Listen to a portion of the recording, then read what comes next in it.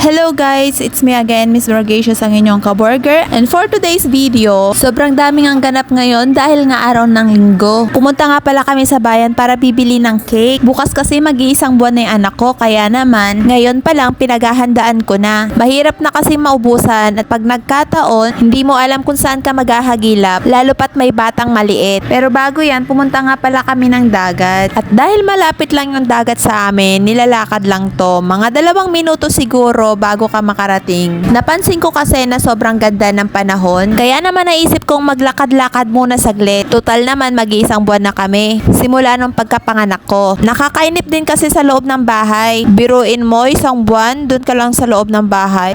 Lalo pat pabago-bago yung panahon. Nitong mga nakaraang araw nga, madalas ang pag-ulan, kaya hindi ka ako makalabas-labas. Kasi naman naniniwala pa rin ako sa pamahiin na bawal magkikilos at maggagala ng bahay kasi nga nakakabina. Naalala ko kasi yung nanay ko noon, namatay siya sa binat dahil sa panganganak at ayaw ko matulad sa kanya, kaya naman iniingatan ko yung sarili ko. Lalo pat may mga anak akong maasa sa akin. Kaya kayo pag nanganak kayo, makinig kayo sa mga nakakatanda sa inyo. Sundin nyo ang mga sinasabi nila kung ano ang bawal at mga dapat gawin. Kasi wala namang mawawala, 'di ba, kung maniniwala tayo sa mga sinasabi nila. At para din 'yon sa kaligtasan natin.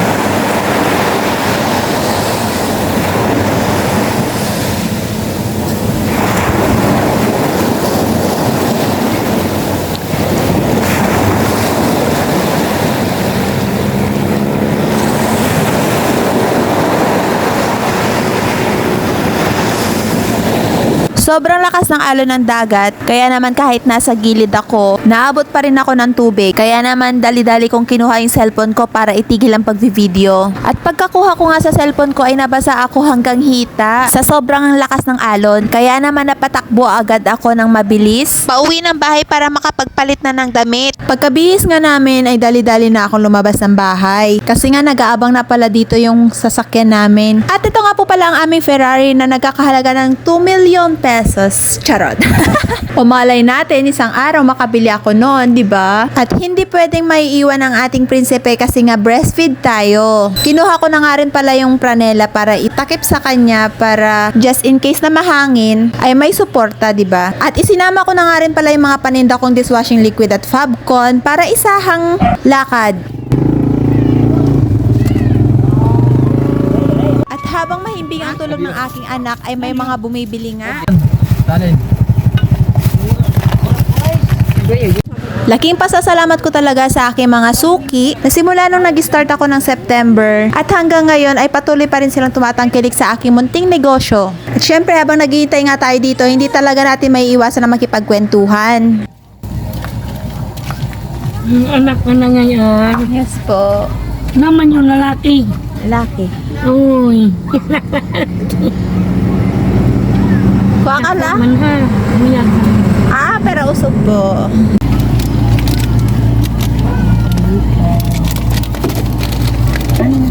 Sa umagad ko, itong ay kukuha. Ay si Makmakada. May na ito mo.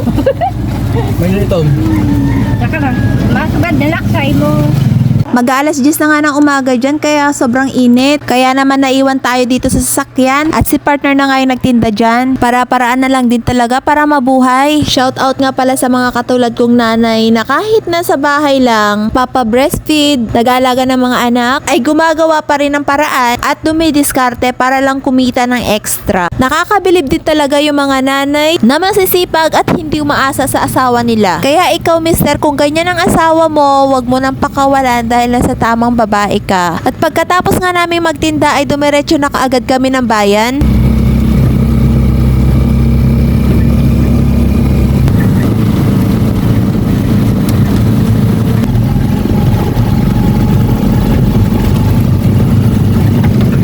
Meron nga kaming 2 pasahero dyan, sinakay na namin. Sayang din naman kasi. Malapit nga lang pala yung bayan dito. Nasa 15 to 20 minutes yung biyahe. Bali tricycle nga pala yung pangunahing transportasyon dito. At yung dagat katabi lang naman ng kalsada, kaya hindi mo na kailangan lumayo at gumastos ng mahal para lang makapagdagat. At sa wakas narating na nga natin ang bayan. At sa sobrang init, kailangan talaga nating magpayong lalo't meron tayong bit-bit na bata. Mahirap na baka masira ang ating gluta.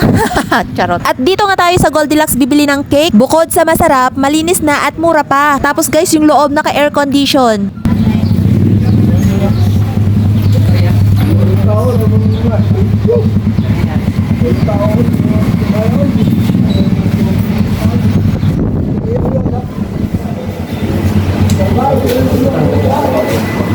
Wala yung tagpi 300 plus. Ayun na lang. Yan na lang, para bukas.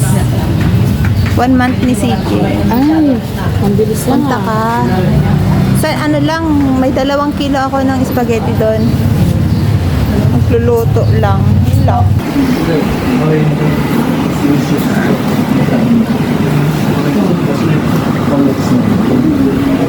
75.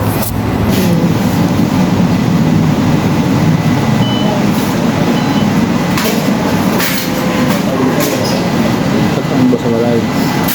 May dali mo po. Kaya katambos sa malay.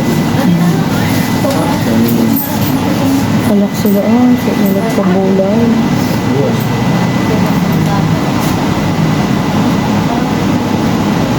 Nakatres sila na ano.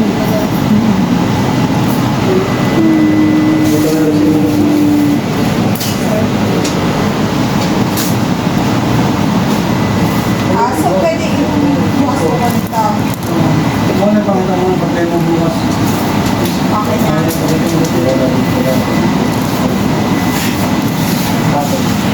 So ayun nga, tapos na ako nakabili ng cake at sabi sa counter, pwede na namin balikan bukas kasi bukas pa naman mag-iisang buwan si baby. Kahit nga mainit ang panahon, masarap pa rin ang tulog niya dahil sa kanyang mini portable electric fan. So hayan, hanggang dito na lang man po muna ang aking vlog. Please subscribe my YouTube channel and click the notification bell button below for more updates of my videos. And don't forget to like and share. Follow nyo na rin po ako sa aking FB page and TikTok. Thank you for watching, guys!